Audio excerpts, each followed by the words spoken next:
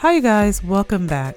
So today we will be talking about Tiffany Henyard, but the main focus today will be on something called identity politics. Now, I'm not a political scientist or anything like that, but I've been paying closer attention to politics since this whole fiasco with Tiffany Henyard landed on my radar. So in a way, I guess you could say she is educating me. Okay.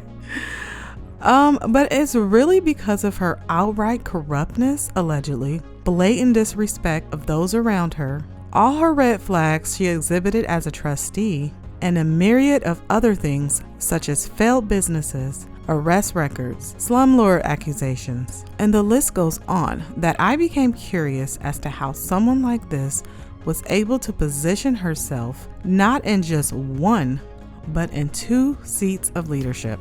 So along with that curiosity, I asked myself, why would people put someone like Tiffany Henyard into a position of power in the first place? And I found a reason why they would. As I was reading through my comments and through other YouTubers' comments on videos dealing with politics, especially videos whose subject matter was small town corrupt elected officials. And while reading through those comments, there was always one consistent conversation starter that kept popping up: identity politics. In one form or another, that's what people were bringing up for discussion. So I figure, why not talk about it? First of all, let's talk about what it is. So I did a little Google search, and this is what I found. Identity politics is politics based on a particular identity, such as race, nationality, religion, gender, sexual orientation, social background, social class, and caste. Okay, which this is another word I had to look up, and a quick easy definition of it that I found was this: a caste system is a class structure that is determined by birth. Loosely, it means that in some societies, the opportunities you have access to depend on the family you happen to be born into. So that's what caste means, and now we can move on. So let's get into some examples I found that show the influence identity politics had over Tiffany Henyard's election as mayor, as well as her nomination as the Thornton Township Supervisor. So there are 4 people who stuck out to me when I thought about identity politics as it pertains to, as Tiffany would say, as it pertains to Tiffany Henyard's reign of terror. That's what I'm going to call it. That's what I'm calling it now. Get used to it. All right, so these 4 people are Trustee Brittany Norwood, Trustee Kiana Belcher, Trustee Christopher Gonzalez, and Dr. Nikita Cloud, who was once Tiffany's chief of staff and who was also in charge of her PR at one time. So the following are some snippets of them explaining some reasons why they felt compelled to get behind and support Tiffany Henyard. First, I'm going to start with Trustee Brittany Norwood. Now, I want to say this before I get started. I'm not doing this to shame anyone for their decisions they have made or put anyone on blast. In fact, I think it's an honest and courageous thing to do when people are open enough to explain the real reasons why they voted the way they did and why they supported Tiffany Henyard at one point. Keep in mind, all these people are not on her side anymore. They have seen who she truly is, and they don't like the way she maneuvers, so they don't even mess with her like that anymore. So that being said, let's play this first clip of Brittany Norwood. In regards to the mayor, I've always looked up to her. As trustee, she'd say at every meeting, hey, my goal is to speak up for the residents. Let's speak up for the residents. Residents, I am here for you. So I always admired how she'd say that. And I was thinking, hey, as trustee, when I was elected, I couldn't wait to speak up for the residents and to do the job that I told them that I'll do. A bit disappointed at how now that I'm in the exact same seat as the mayor, and as I stated to her before when we met a few weeks ago, we have a lot in common. We're both single moms. We both graduated from Thornridge High School. And I thought that she would just be a little bit more supportive.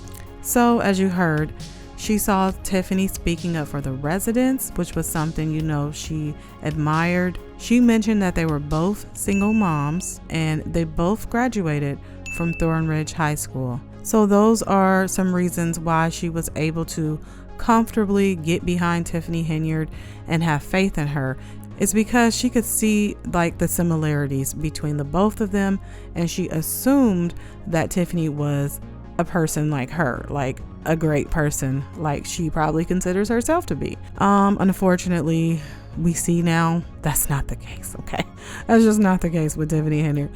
All right, let's go ahead and move on to Kiana Belcher. We started off, we're going to be the dream team. It's going to be about change. We had younger people, a younger person in power. So it was really something that you thought could be great for the community. So with Kiana Belcher, her reasons were, having a younger team was something that was important with her. And there was also that hope for change.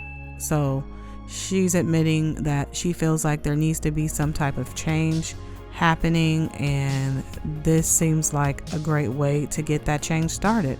Okay, next we're going to look at Dr. Nikita Cloud. Let me talk about, first and foremost, why I joined Dolton.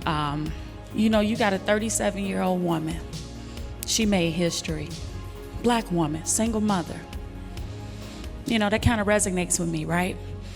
So I really thought it was going to be better. So here we have Dr. Nikita Cloud just basically coming out and just saying it. Hey, she's 37 years old. She's a woman. She's a black woman. She's a single mother. And this is going to make history. And she's saying that all these things resonated with her. And she felt she could relate to those things. And that was a vision she chose to get behind. Okay, let's move on to Trustee Christopher Gonzalez. I was hoping we could get somebody that was a little bit younger for the role. I felt it was time to, maybe possibly a woman. There was a little bit of experience there. She had been a trustee, just became mayor. She went straight to Frank's office, sat in the chair, and she just kept basically yelling, what are they gonna think now? What are they gonna say now? Speaking of the Dolton trust, like I said, there was already a rift and I didn't know that. So I'm thinking I'm like, oh my God, what did I do? And then so I went to Keith on the side and I said, what is she talking about? I said, is the board against her in Dolton? And he said, yeah. And I said, who? He's like, everybody. So here we have Chris Gonzalez once again stating the age factor, right? He's saying he wants someone younger, and he also thought having a woman would be a good idea, for a change. And he also noted that she at least has some kind of experience with being a trustee, and now being a mayor was also something that was kind of good and worked in her favor. I do want to add, and it's important for me to note, that with Trustee Gonzalez's decision in Thornton Township, where Tiffany was nominated as supervisor, they were literally down to the last hour of their deadline to appoint a new supervisor for the township after the previous supervisor passed away unexpectedly. So that was a really rushed decision on their part. So you guys, after hearing all that and hearing them speak up about their reasons, this is what I feel, okay? Identity politics is not limited to just politics. And in fact, it's something we all participate in as human beings. And you may not realize how much you participate in it on a daily basis. But we play identity politics in the workplace, in our dating life, and if you're a parent, you use identity politics to decide who is suitable to be around your child. Also, if you're a boss and looking for an employee, you're looking for someone who has a work ethic that's in line with what the company already practices, right? Unfortunately, most of the time as a boss, you get people who perform really well in interviews only to turn around and show you someone else completely different once they get the job. Does this sound familiar? Well, it should, because that's what Tiffany Henyard did to the residents of Dolton. She put on a good show, a good interview for the mayor's position, and she got it. But now that she has it, she's showing her true colors.